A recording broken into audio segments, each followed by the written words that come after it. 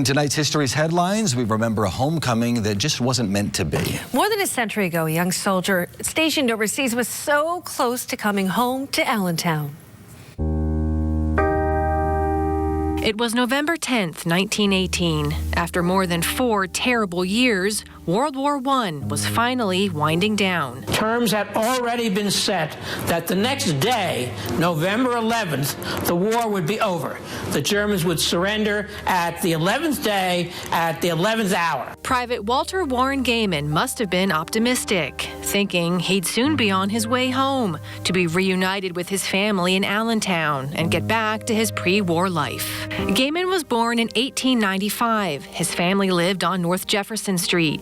Gehman graduated from what was then known as Allentown High School and the Philadelphia College of Pharmacy. But then, like a lot of other young men, he saw his future plans grind to a halt. In February of 1918, he was drafted into the U.S. Army. Gehman was assigned to a medical unit in France. When it was obvious that the Germans were losing, the Germans were not going to be able to hold it together longer, but that meant they were more desperate. They were relying more heavily on what was then a new weapon in warfare, poison gas.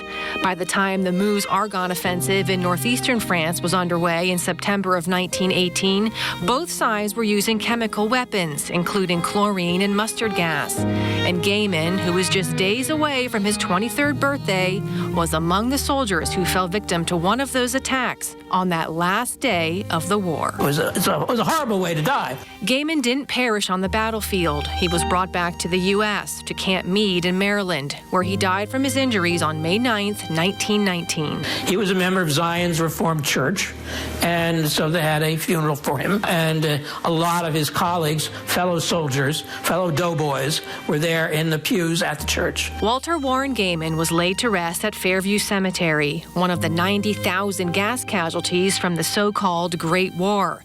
A young man from Allentown whose happy homecoming was spoiled by fate.